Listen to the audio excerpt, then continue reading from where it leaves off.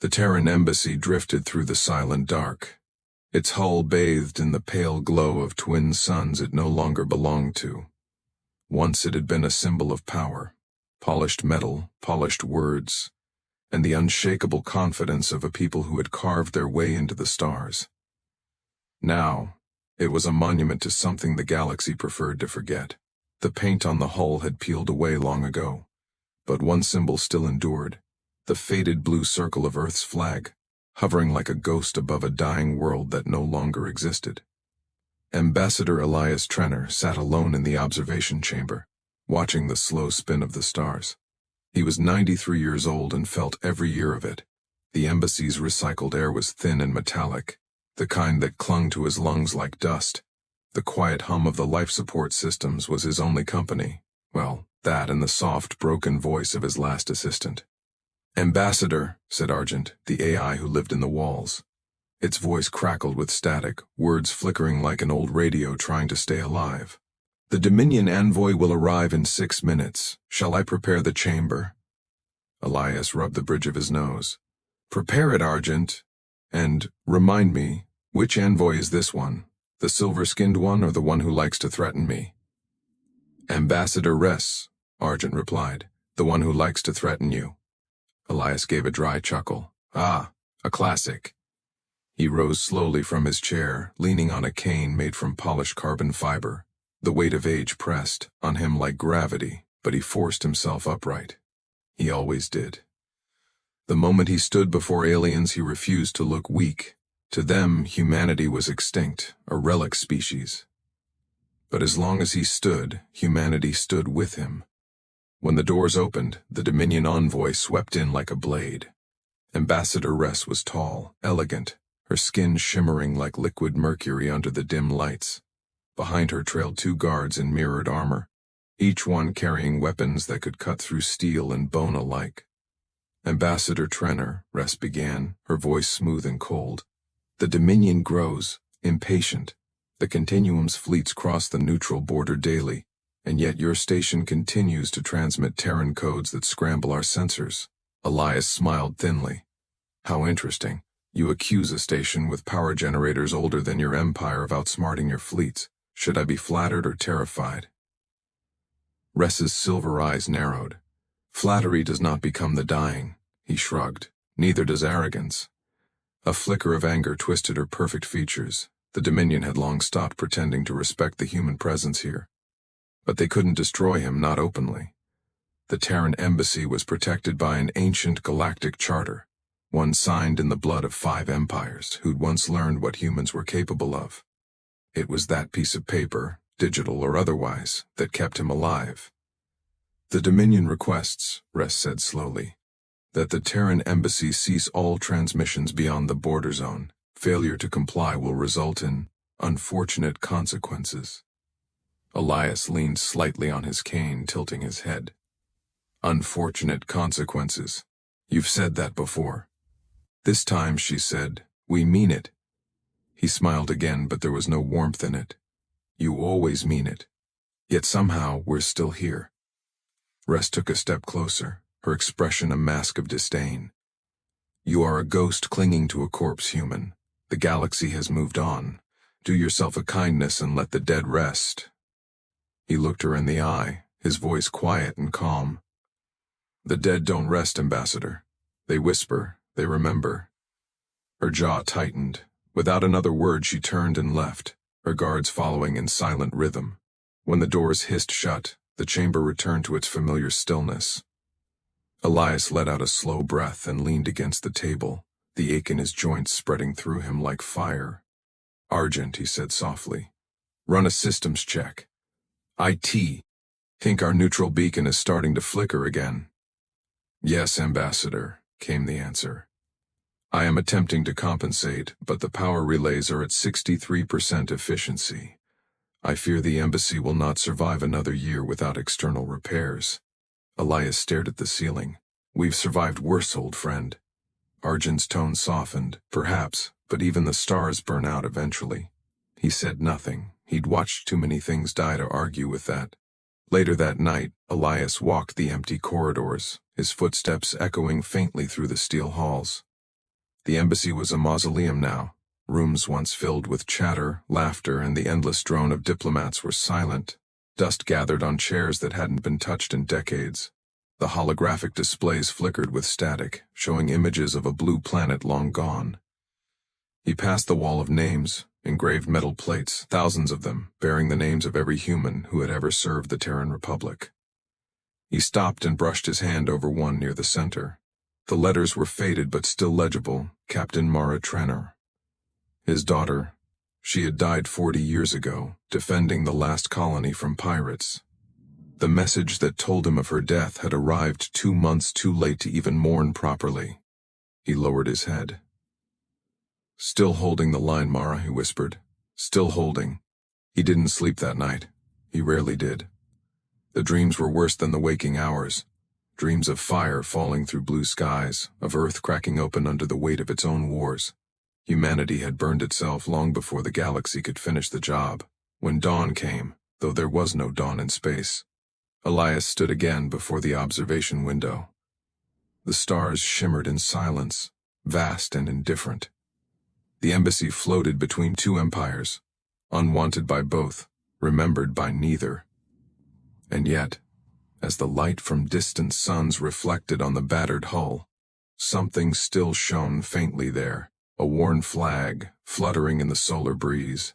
Blue, white, and green, the colors of Earth. He smiled faintly. The galaxy might have forgotten humanity, but he hadn't. "Argent," he said, voice steady. "Prepare the morning transmissions, and make sure the old anthem plays in the background. Quietly." "Yes, Ambassador." Music began to hum softly through the speakers, a human melody, fragile and haunting, echoing across the empty halls. Elias straightened his coat, lifted his chin, and walked toward the diplomatic chamber. Another day to face the empires. Another day to remind them that the last human still stood, even if he had to stand alone. The message arrived at precisely 300 hours, carried on a faint burst of static that barely registered on the embassy's dying receivers. Argent almost missed it. Almost. "Ambassador," the AI said, its voice waking Elias from shallow, uneasy sleep. "Incoming transmission. Origin unknown. Encoding matches no known alien signature." Elias blinked awake, the dim lights of his cabin barely illuminating the creases on his face. "Show me," he rasped. A faint holographic shimmer appeared above the bedside console, lines of code, broken, stuttering, like a voice clawing its way across light years. At first it was nonsense. Then the words began to form, jagged and flickering, but unmistakably human. "To all surviving Terran embassies, this is the Citadel Archhaven. Humanity lives. Hold the line."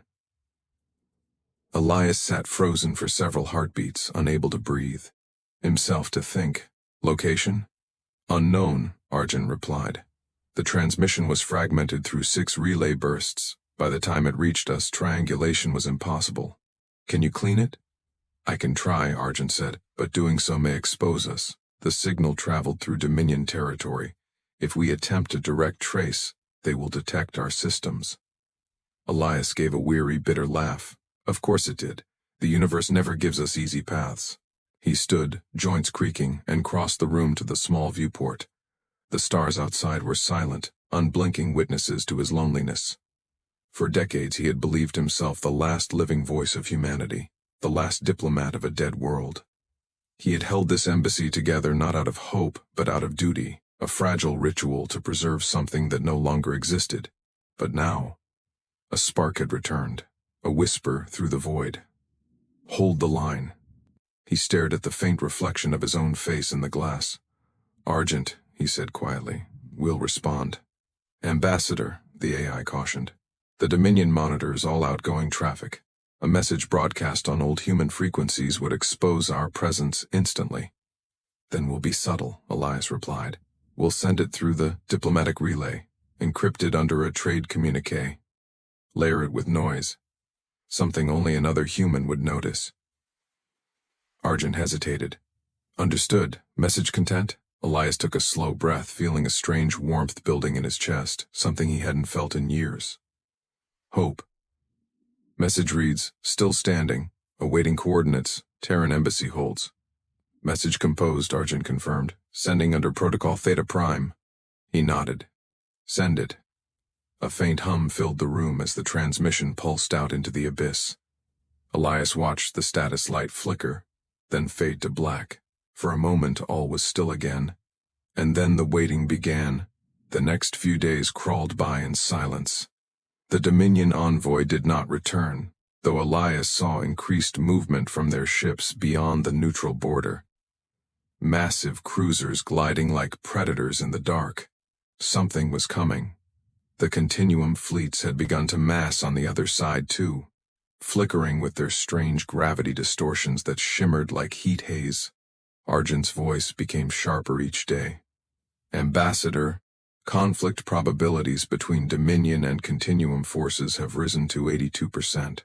We are positioned directly between both factions. Then we're right where we always are, Elias said dryly. He had no illusions about the embassy's fate. If war broke out, it would be erased in minutes. Collateral damage in a conflict that would make even the collapse of Earth look like a small skirmish. But even knowing that, he refused to leave. Because what if that message was true? What if someone out there, some fragment of the old human race, was listening for a reply? It was on the 5th day that the reply came. Ambassador, Argent said suddenly, its voice quivering. You need to see this. Elias hurried to the console, his heart thundering. Another burst of static filled the air, faint but growing clearer as Argent filtered the noise.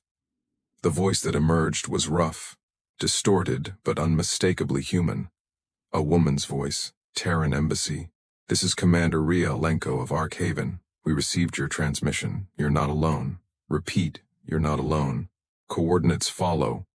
The voice cut off abruptly, replaced by a string of data bursts and broken signal patterns. Argent? Elias said, gripping the table. I have partial coordinates, Argent replied. Somewhere near the Perseus Rift, beyond Dominion space. The signal was truncated mid-transmission, likely intercepted. Elias nodded slowly. The Dominion again. They must have detected the signal, which meant they knew, or would soon know, that the last Terran was more than just a ceremonial relic. He leaned back in his chair, rubbing a trembling hand over his F. So that's it then. We've poked the hornet's nest. Yes, said Argent quietly. And the hornets are armed with fusion cannons. Elias chuckled bitterly. Then it's a proper Terran morning. Moments later, proximity alarms blared through the embassy. Argent's voice came through again, urgent now. Ambassador, multiple Dominion ships are approaching. They are powering weapons. Elias straightened his coat and walked toward the main viewport, the light from the incoming ships gleaming off his face. So it begins, he murmured. The galaxy wants humanity gone for good. Let's remind them why they never finished the job. He tapped the intercom. Argent, lock down diplomatic channels, route auxiliary power to defense fields, and cue the old anthem. The anthem? Yes, Elias said softly. If this is how it ends, we'll go out in tune.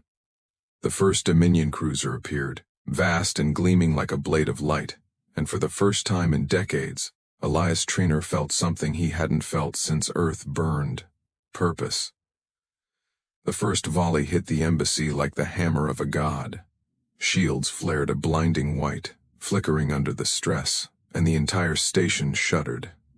Old bulkheads groaned, lights dimmed, and somewhere deep below, a coolant pipe ruptured with a scream of steam.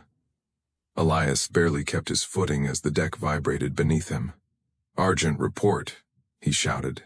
Shields down to 43%, the AI replied. Weapons offline. We have sustained multiple impacts from Dominion plasma lances. Another volley will breach outer plating.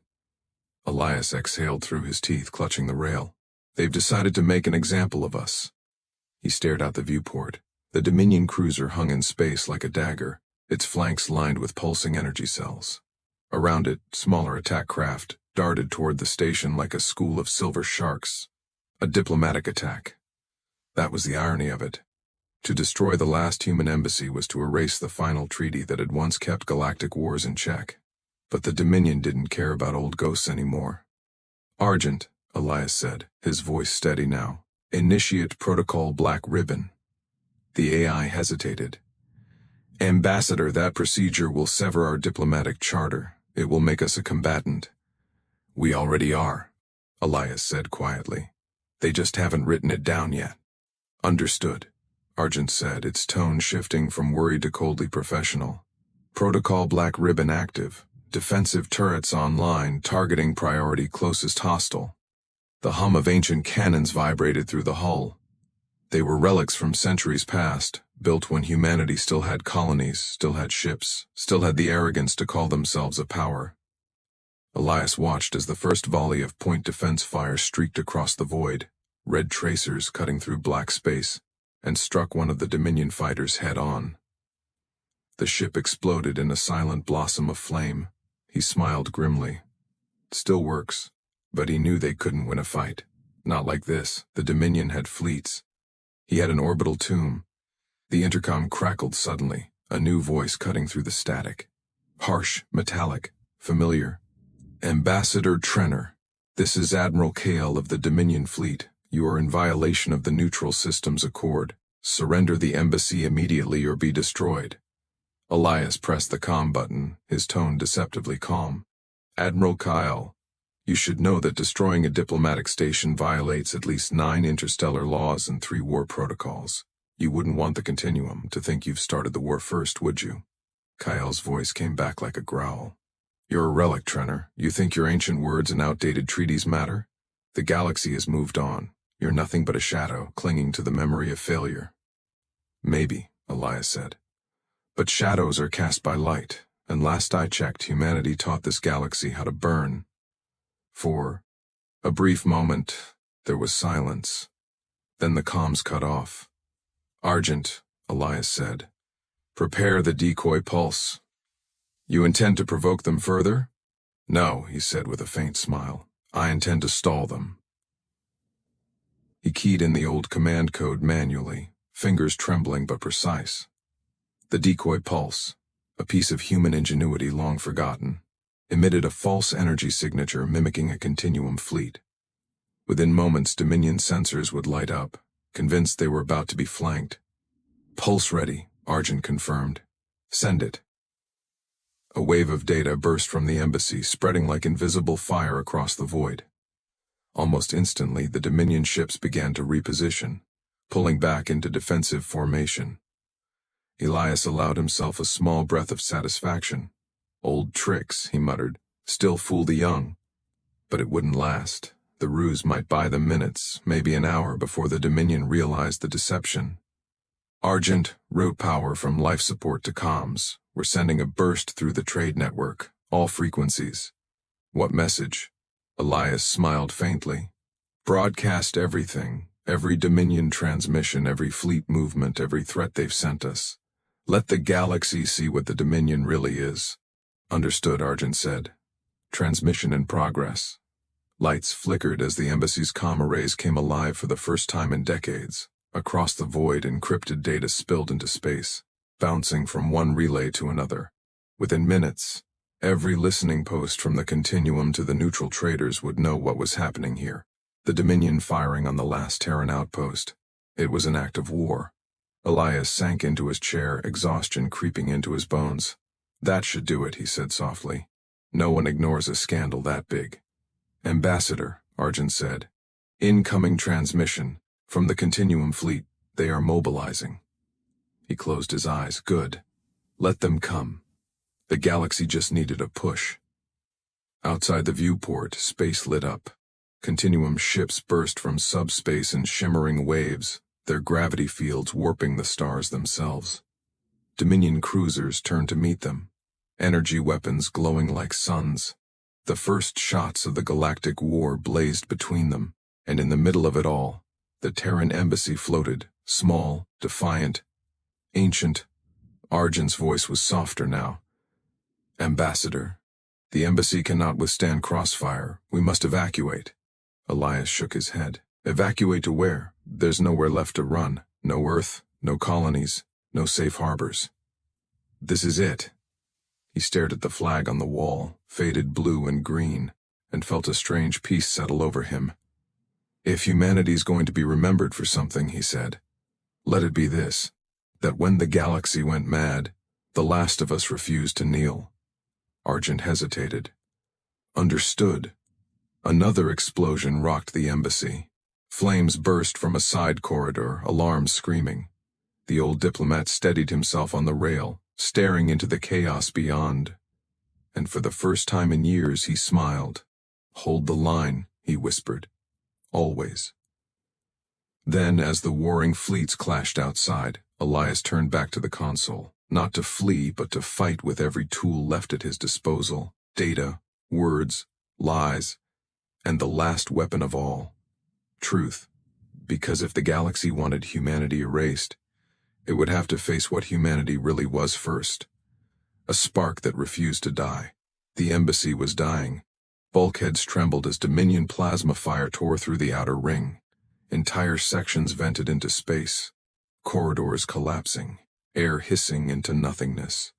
The emergency lights flickered in deep crimson pulses, like the heartbeat of a dying giant.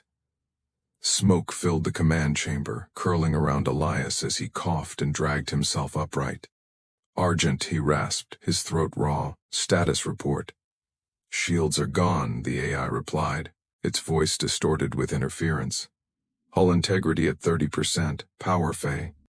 Eiling across all decks. Reactor overload imminent within 12 minutes. Elias looked out at the stars, their brilliance muted through the viewport haze. Beyond the chaos, the Dominion and Continuum fleets had fully engaged, turning space itself into a storm of fire and light.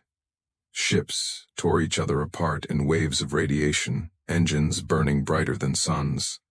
The war had begun, and it had begun here. Ambassador, Argent continued, if we vent the reactor now, we may still have time to escape through auxiliary pods. Elias shook his head. No, we can't let this be just another explosion. It has to mean something. He limped toward the central console, every step heavier than the last. The air was growing thin, metallic with blood and ozone. Argent, how much of our archive remains intact? Approximately 63% of Terran historical data. Complete logs of pre-collapse diplomacy and the Exodus treaties are available. Elias nodded slowly. Good.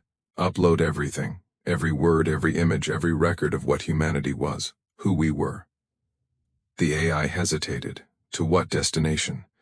He smiled faintly, his face illuminated by the flickering red lights. Everywhere. Tie it into the broadcast array.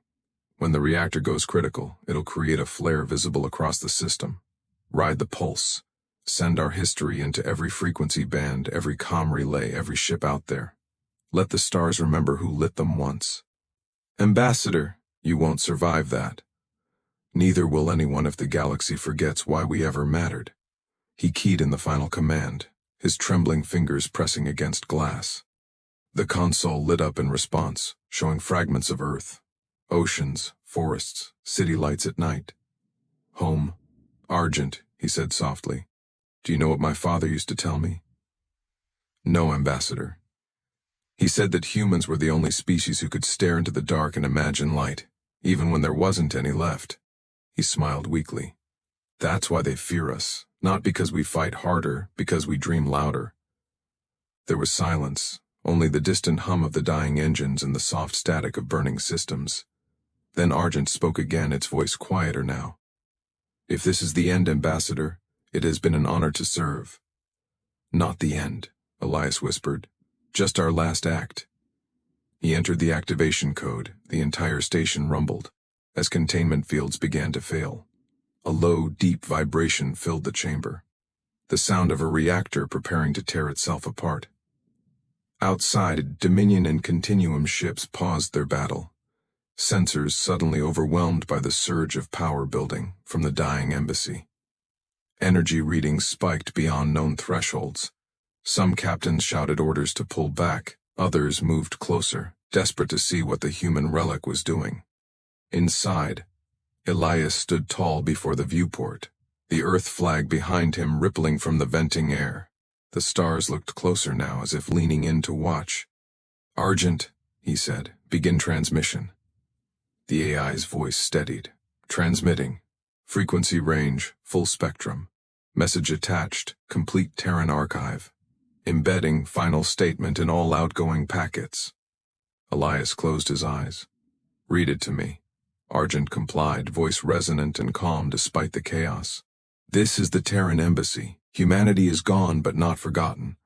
We leave you our history, our mistakes, our triumphs, our defiance. We stood among the stars and we will stand again, in your memory or in your fear. Whatever you choose to call us, remember this, we held the line. Elias smiled through the smoke. Good words. Yours, Argent said. The floor buckled, light shattered, and molten sparks rained from the ceiling. The hum rose into a deep roar. The reactor was seconds from critical. Argent, Elias said, almost whispering now, it's time. Yes, Ambassador, goodbye. Goodbye, old friend. The screen went white. Outside, the Terran Embassy detonated in a burst.